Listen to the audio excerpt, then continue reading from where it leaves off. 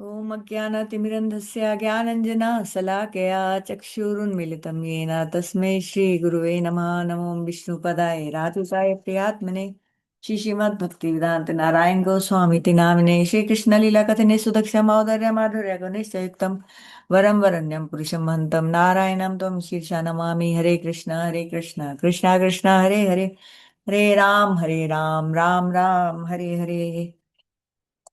तो आइए शुरू करते हैं। ये कल हमने श्लोक कर लिया था कि हे भारत, प्राणियों की आदि अवस्था यानी कि बिगिनिंग में अव्यक्त होते हैं, अप्रकट होते हैं, मध्य अवस्था में प्रकट हो जाते हैं। हम अभी मध्य अवस्था में, क्योंकि हम सब प्रकट हैं। और अंत में जब हमारा शरीर छूटेगा तो हम फिर अव्यक्त में चले जाएंगे। तो ऐसी स्थिति में फिर शोक किस बात का, क्योंकि ये एकदम नेचुरल प्रोसेस है। उसमें आप क्या ही शोक करोगे। बचपन के बाद बड़े होना ही है, बड़े के बाद बूढ़ा होना ही है, बूढ़े के बाद शरीर छूटना ही है। तो जितना हम एक्सेप्टेंस में आ जाएंगे कि इसको चेंज किया ही नहीं जा सकता जब, तो फिर उसमें शोक क्यों करना। तो आज हम 29 श्लोक पढ़ेंगे। ये भी बड़ा इंटरेस्टिंग श्लोक है। आश्चर्यवत् पश्यति कश्चिद एनम आश्चर्यवत् वदति तथैव चान्य आश्चर्यवत् चैनम अन्य शृणोति श्रुत्वा श्रुत्वाप्येन वेद न चैव कश्चित्, न चैव कश्चित्। तो इसका जो ट्रांसलेशन है वो है कि कोई जीवात्मा को आश्चर्य की भांति देखता है, कोई इसे आश्चर्य की भांति बोलता है, कोई इसे आश्चर्य की तरह सुनता है, किंतु कोई कोई सुनकर भी इसको जान नहीं पाता। तो आश्चर्य, जब भी हम आत्मा की बातें, मोस्टली तो हम लोग क्या है, पूरा टाइम हम किस में बिजी रहते हैं, शरीर और शरीर से रिलेटेड कार्य। शरीर से रिलेटेड हमारे रिश्तेदार हैं, हमारे बच्चे हैं, हमारे माँ बाप है, हमारा पति है, हमारी पत्नी है। तो हम इसमें बिजी रहते हैं।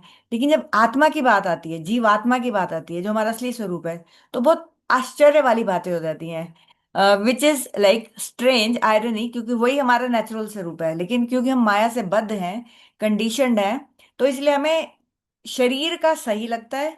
और जो स्पिरिचुअल है वो अजीब सा लगता है। जैसे कोई सुनता है कि पास्ट लाइफ रिग्रेशन, जब मैंने भी सुना था तो पास्ट लाइफ पे तो मुझे विश्वास की बात ही नहीं थी, क्योंकि बचपन से मुझे रिमेम्बरेंस थी मेरी पास्ट लाइफ की। लेकिन अ, फिर भी जब ये टॉपिक छिड़ते थे, जब अच्छा रिग्रेशन से पास्ट लाइफ भी देखी जाती है, फिर मैंने खुद भी सीखा, क्योंकि बड़ा इंटरेस्टिंग सब्जेक्ट लगा मुझे।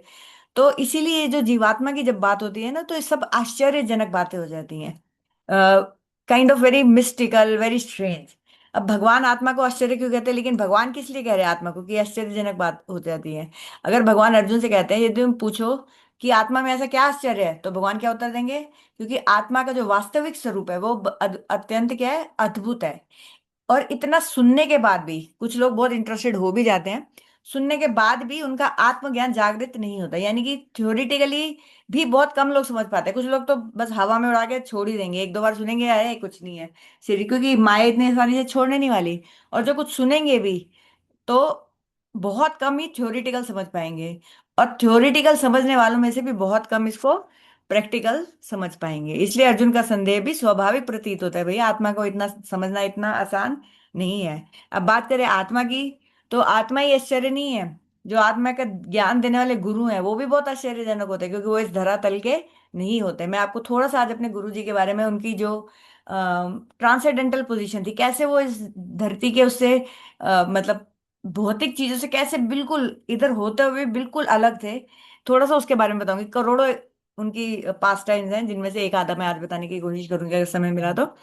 अब आत्मा का ज्ञान देने वाले जो असली गुरु हैं, ढोंगी गुरु नहीं, गुरु भी आश्चर्य हैं, आत्मा का ज्ञान भी आश्चर्य है, और इस ज्ञान को ग्रहण करने वाला शिष्य, योग्य शिष्य भी आश्चर्य है। तो आत्म तत्व का संपूर्ण विषय अत्यंत दुर्लभ और अद्भुत है। अब आत्मा को समझना इतना कठिन क्यों है? वास्तविकता यह है कि बहुत कम लोग आत्मा के विषय में सुनना चाहते हैं। आप पता है, हम लोग जो कलेक्ट, हमारा जो ह्यूमन माइंड है ना, आप उसकी टेंडेंसी किस जगह बड़ी इजीली हम देख सकते हैं। अगर आप यूट्यूब में जाएंगे, अब जो भगवान की कथाएं हैं उनमें आप व्यूज देखिएगा कितने होते हैं।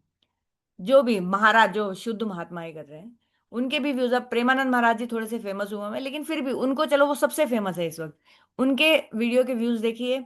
और किसी ने कोई गंदा वीडियो अपलोड कर दिया यूट्यूब में, जितना यूट्यूब अलाउ करता है, उसके व्यूज देखिएगा, कोई कंपैरिजन ही नहीं है। तो आत्मा के विषय में जो सुनने वाले लोग हैं वो सच में बहुत कम है। इसीलिए हमारे गुरुजी बोलते थे, इसलिए मैं आप सबको बताती हूँ कि जिसने इसमें इंटरेस्ट ले लिया है, जिसको थोड़ा सा रस आना शुरू हो गया है, या थोड़ा सा सुनने की भी इच्छा हो गई, इसका मतलब क्या है, उस पे इतनी विशेष कृपा हुई है कि अभी हमें समझ नहीं आ रहा। पर ये बहुत बड़े सौभाग्य की बात है कि इस टॉपिक को सुनने की इच्छा हुई, और इस टॉपिक सुनने में कोई अटेंड कर रहा है इस माया जगत से। पूरी दुनिया एक तरफ है और आप एक तरफ हैं, फिर भी आप भगवान की तरफ मुड़ रहे हैं। तो आज का मतलब क्या है कि आपकी अब cycle of birth and death ये खत्म होने पे आ गई, आपका यू टर्न हो गया। अभी तक हम भौतिक संसार में करोड़ों जन्मों से सीधा सीधा चलते आ रहे थे, अब हमने यू टर्न ले लिया, यानी कि अब हम भगवान की तरफ मुड़ गए हैं। अब हमारा साइकिल खत्म होने वाला है, अब हम भगवान के पास पहुंचने वाले हैं। थोड़ा बहुत केयरफुल रहना पड़ेगा ऑब्वियसली, क्योंकि माया इतनी आसानी से छोड़ने वाली नहीं है। पर ये पक्का है कि यू टर्न हो गया है। तो बहुत कम लोग आत्मा के विषय में सुनते हैं, सुनने वालों में भी बहुत कम लोग उसे समझ पाते हैं, और समझने वालों में भी बहुत कम लोग उसका प्रत्यक्ष अनुभव कर पाते हैं। लेकिन ये धीरे धीरे सब आसानी से हो जाएगा। अभी हम आगे पढ़ेंगे, गुरुदेव ने बहुत इजी वे बताई है जो हमारे शास्त्रों में दी गई है। तो ये इसका जो प्रमाण है जो भगवत गीता में बता रहे हैं, ये कठोपनिषद है, उसमें भी है, श्रुति है कठोपनिषद। आत्मा का ज्ञान सुनने का अवसर भी दुर्लभ है, बहुत दुर्लभ से किसी को मौका मिलता है कि संसार से बाहर की भी कोई चीजें सुनने का अवसर उसको मिले। हिंदुस्तान में, इंडिया में तो फिर भी मिल जाता है, विदेशों में तो बहुत ही मुश्किल है। अब तो प्रभुपाद जब 1960s में वहां गए अमेरिका, तो बहुत सारे लोग भक्त बन गए। फिर भी वहां पर ये बहुत, मैं 12-14 साल बाहर ही रही हूँ, तो वहां पर हम लोग तो भक्तों के उसमें मंदिर में ही रहते थे। मतलब मंदिर एक बना हुआ था वहां पर, घर ऊपर ऊपर वाली फ्लोर में हम लोग रहते थे।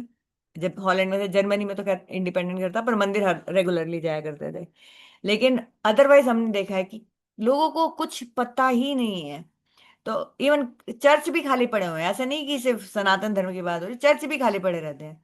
आत्मा का ज्ञान सुनने पर का अवसर भी दुर्लभ है, सुनने पर भी अधिकांश लोग उसे समझ नहीं पाते। आत्मज्ञानी गुरु मिलना और दुर्लभ है, ढोंगी तो बहुत मिल जाते हैं। आप देख ही रहे होंगे, न्यूज में सुनते ही रहते हैं कि कितने ढोंग, कितने लड़कियों का शोषण हो जाता है, कितने लोग पैसे लूट के ले जाते हैं। तो ये सब ढोंग, और ऐसे गुरु से शिक्षा लेकर आत्मा को जानने वाला शिष्य उससे भी अधिक दुर्लभ है। तो ये सेम कथन जो भगवद गीता में गया है, ये सेम कथन कठोपनिषद का भी प्रमाण दिया गया है। अब बात आ रही है आत्मज्ञान प्राप्त करने के लिए आवश्यक क्या है। तो आत्म साक्षात्कार प्राप्त गुरु, जो गुरु भगवान को प्राप्त कर चुका है या जो उस दुनिया से आया है, रियल आत्मज्ञान के लिए उसकी बहुत जरूरत होगी। जो जैसे जिसने किसी ने भगवत गीता, मैंने जैसे बताया था मेरे मामा जी को दी, मैं आंसर ढूंढ रही थी वो भगवत गीता, फिर मैंने पढ़नी शुरू की, मुझे आंसर मिल गए। तो जो उन्होंने सब इन सब का कंट्रीब्यूशन हुआ ना मुझे भक्ति में लगाने का, तो ये होते हैं पथ प्रदर्शक गुरु, जो हमें इस रास्ते पे ले आते हैं। और फिर हमें वो किसके पास लेकर जाते हैं, जो भगवत प्राप्त गुरु है। एक्चुअली गुरु को हमें ढूंढना नहीं पड़ता, पथ प्रदर्शक गुरु तो भगवत कृपा से हमें मिल जाते हैं, लेकिन जो हमें भगवान से हमारा संबंध करवा देगा, वो गुरु हमें खुद ढूंढ लेता है। हमारी लाइफ में यही हुआ। हम 12 साल तक इस्कॉन में थे, हमने कोई गुरु धारण नहीं किया, शिक्षा नहीं, बस हम मंदिर जाया करते थे, प्रभुपाद को मानते थे। प्रभुपाद डिसअपियर हो चुके थे तब तक, तो किसी से दीक्षा नहीं। लेकिन एक टाइम ऐसा है कि गुरुदेव हमारी लाइफ में आ गए, और हम मना कर रहे थे, लेकिन गुरुदेव ने हमें दीक्षा लेकर हमें इस रास्ते पे और दृढ़ कर दिया। अब आत्मज्ञान के लिए क्या आवश्यक है, तो जो आत्म साक्षात्कार प्राप्त गुरु हैं, श्रद्धा से सुनने वाले शिष्य, और भगवान की कृपा। अगर आप सीरियस हैं, अगर आप सिंसियर हैं, तो गुरु आपको ढूंढ लेंगे, क्योंकि भगवान सब करवा रहे हैं। हमें गुरु ढूंढने की भी जरूरत नहीं पड़ेगी, गुरु हमें आके खुद पकड़ के ले जाएंगे। अब कलयुग के लिए चैतन्य महाप्रभु का क्या उपदेश है। चैतन्य महाप्रभु 500 साल पहले अपीयर हुए। इनकी हम भगवत गीता शेष होने के बाद हम चैतन्य चरितमृत पढ़ेंगे, तो आपको पता चलेगा ये कृष्ण के ही अवतार थे 500 साल पहले। क्या बोलते हैं, छुपे हुए अवतार थे। सबको नहीं पता, सबको पता ये भक्त है, इनके बारे में हिस्ट्री में भी थोड़ा बहुत पढ़ाया जाता है, क्योंकि इन्होंने मुगल राज में भक्ति मूवमेंट शुरू की थी। और मुसलमानों के, जैसे मुसलमान के कितना मुश्किल था, जबरदस्ती हिंदुओं को मुसलमान बनाया था, उस टाइम में चैतन्य महाप्रभु पीर हुए। इनका हृदय और इनका जो शरीर का कॉम्प्लेक्शन था, वो इन्होंने राधा रानी से लिया था, लेकिन थे कृष्ण। ये राधा रानी के जो भक्ति है इनकी तरफ, राधा रानी कृष्णा ही है, कोई फर्क नहीं है इन दोनों में तत्वता। जैसे मीरा, कई लोग मीरा और राधा को कंपेयर करते हैं, कोई कंपैरिजन नहीं। मीरा, जो मीरा बाई है, वो भक्त है बहुत बड़ी, लेकिन वो जीव तत्व है। जैसे हम मीराबाई तक की बहुत भक्ति करें तो मीराबाई तक की पोजीशन में पहुंच सकते हैं, लेकिन हम कभी राधा रानी नहीं बन सकते, या राधा रानी की पोजीशन प्राप्त नहीं कर सकते। क्योंकि जिस शक्ति से, जैसे हम हाथ उठा रहे हैं, जिस शक्ति से हम बोल रहे हैं, तो ऐसी भगवान की जो शक्ति है, जब वो बाहर आ जाती है, भगवान के केस में तो सब कुछ संभव है, तो वो राधा रानी हो जाती है। तो राधा और जीव तत्व में बहुत फर्क है। राधा रानी भगवत तत्व ही है, एनर्जी, उसे बोलते हैं शक्ति है कृष्ण की। तो चैतन्य महाप्रभु राधा और कृष्णा का मिलित अवतार है। तो इन्होंने, अब इनसे बेटर कौन जानेगा हमारे लिए क्या इजी है। तो इन्होंने क्या बोला कि हरि नाम संकीर्तन से सब कुछ हो जाएगा। आत्म तत्व को समझना बहुत कठिन और सूक्ष्म है। हर व्यक्ति यह सुन तो लेगा कि मैं शरीर नहीं हूं, आत्मा नहीं हूं, पर इसकी प्रैक्टिकल रियलाइजेशन इतनी आसान नहीं है। इसलिए महाप्रभु ने सबसे सरल और सर्व सुलभ मार्ग दे दिया। क्या दे दिया? हरि नाम करो। एक सेकंड बस। अरे, हाँ जी।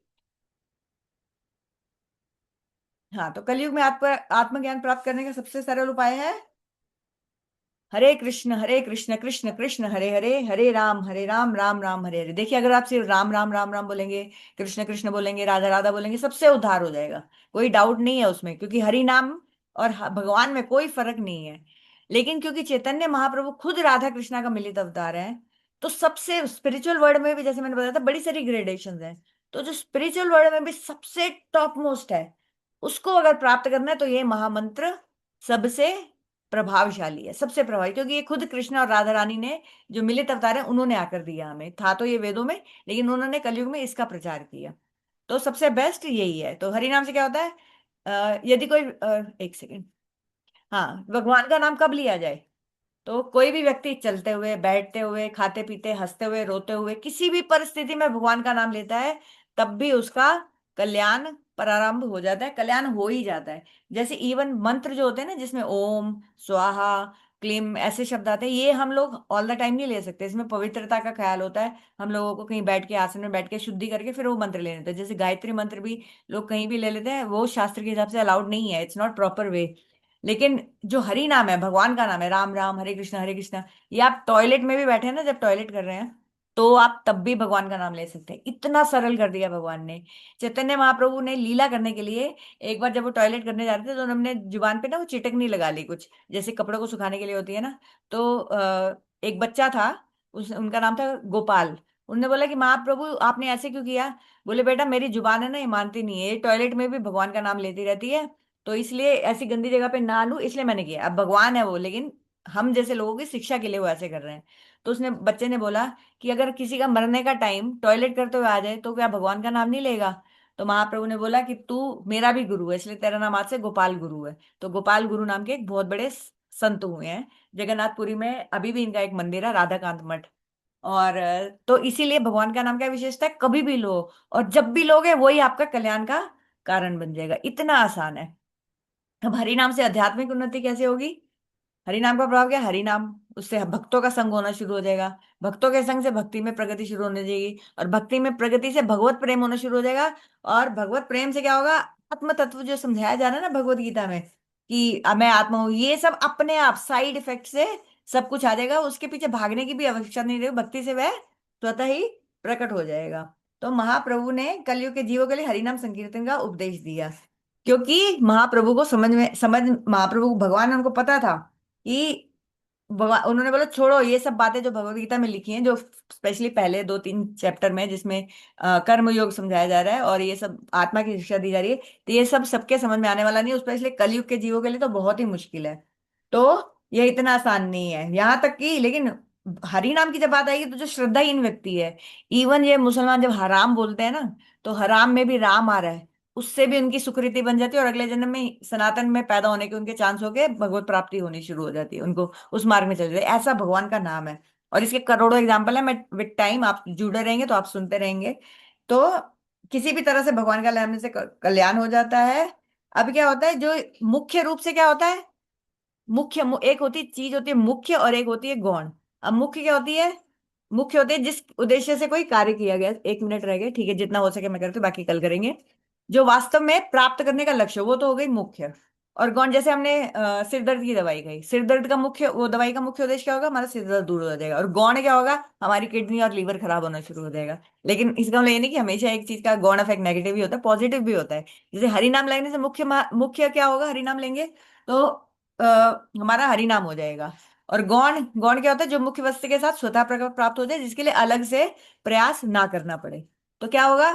हरि नाम जब हम लेंगे तो मुख्यतः क्या होगा, भगवत प्रेम प्राप्त हो जाएगा। और गौण गौण मतलब सेकेंडरी क्या होगा, ऑटोमेटिकली हमें ये जो हमारा जो कुंडलिनी जागृत हो जाएगी, हमें करना भी नहीं पड़ेगा कुछ उसके लिए। हमें सारे आत्मा का ज्ञान हम बहुत नेचुरली, इवन ये योगी लोग इतनी प्रैक्टिस करते हैं ना सिद्धियों के लिए, वो 9 तरह की सिद्धि होती है, सूक्ष्म लैंगिक का मेरे को नाम नहीं याद उनके, कि बिल्कुल आप यहाँ बैठे हो और उड़ के आप दूसरी जगह जा सकते हो।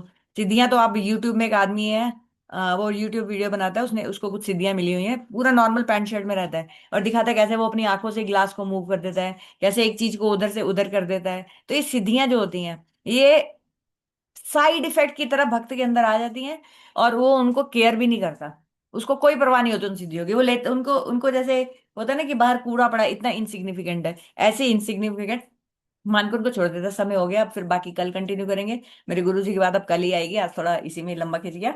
तो बहुत बहुत धन्यवाद, कल मिलते हैं फिर। हरे कृष्ण कृष्ण कृष्ण हरे हरे, हरे राम राम राम हरे हरे।